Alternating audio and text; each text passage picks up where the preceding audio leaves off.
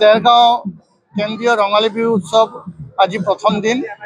আমি পতাকা উত্তোলনৰ পৰা আৰম্ভ কৰি কালি গধূলি সংস্কৃত সন্ধিয়া আয়োজন কৰা হৈছে। এই দুদিনীয়া কাৰ্যসূচীৰে আমি আগবাঢ়িছোঁ আৰু মানুহৰ যি উৎসাহ দেখিবলৈ পাইছোঁ, সঁচাকৈ মোৰ মনত ভাল লাগিছে, আনন্দিত আছোঁ। আৰু আমি চবকে অনুৰোধ কৰিম যাতে চবে আহি আমাৰ লগত যোগ কৰে আৰু আমাৰ উলহ মালহেৰে আমি ৰঙালী বিহু উদযাপন কৰোঁ যেন। আৰু চবকে মই ভগৱানৰ ওচৰত প্ৰাৰ্থনা কৰোঁ যে চবৰে মনটো মংগল কামনা কৰিছোঁ আৰু স্বাস্থ্যৰ উন্নতিৰ দীৰ্ঘায়ুৰ ভগৱানৰ ওচৰত প্ৰাৰ্থনা কৰিছোঁ। দেৰগাঁও কেন্দ্ৰীয় ৰঙালী বিহুৰ উদযাপনৰ আজি 90 বছৰ। 1935 চনত ই আৰম্ভ হৈছিলে। ধাৰাবাহিকভাৱে আহি আমি 2025 চনত পাইছোঁ। এতিয়া দুদিনীয়া কাৰ্যসূচীৰ আজি প্ৰথম কাৰ্যসূচী পতাকা উত্তোলনৰ পৰা বাকীখিনি কাৰ্যসূচী হৈছে আৰু মেজৰ কাৰ্যসূচী আমাৰ এই শোভাযাত্ৰা আছে। শোভাযাত্ৰাত যিমানখিনি দল প্ৰতিযোগীয়ে অংশগ্ৰহণ কৰিছে উৎসাহজনক।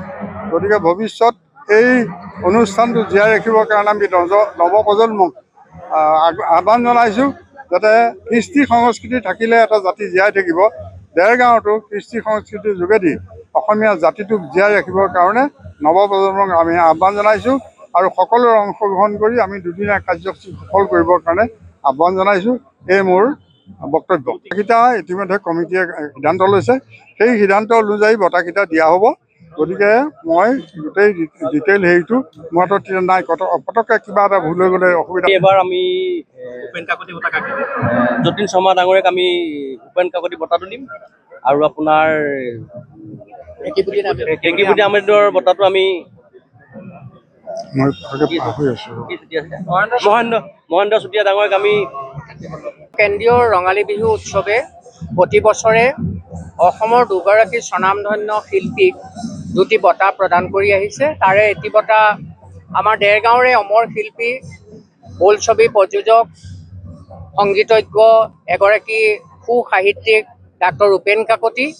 তেখেতৰ স্মৃতিত এই বছৰ উপেন কাকতি বঁটাটো আমাৰ দেৰগাঁৱৰে আন এগৰাকী অমৰ সন্তান, সন্তান, বৰ্তমান মুম্বাইত থাকে যতীন শৰ্মা, তেখেতক ডাক্তৰ উপেন কাকতি বঁটা প্ৰদান কৰা হ'ব এইবাৰ।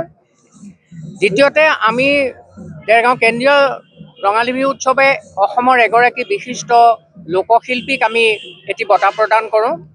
এই বছৰ আমি অসমৰ এগৰাকী লোকশিল্পী মহেন্দ্ৰ চুতীয়া ডাঙৰীয়া, তেখেতক নতুনকৈ পৰিচয় কৰি দিয়াৰ প্ৰয়োজন নাই।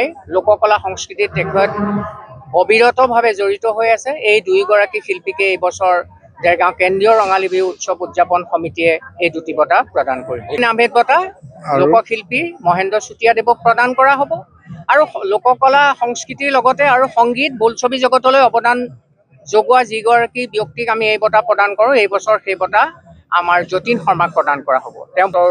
যিহেতু তেওঁ শব্দযন্ত্ৰৰ লগত বিশেষভাৱে জড়িত, গতিকে বোলছবি জগতৰ লগত জড়িত, গতিকে যতীন শৰ্মা আমাৰ দেৰগাঁৱৰে সন্তান, তেখেতক প্ৰদান কৰা হ'ব।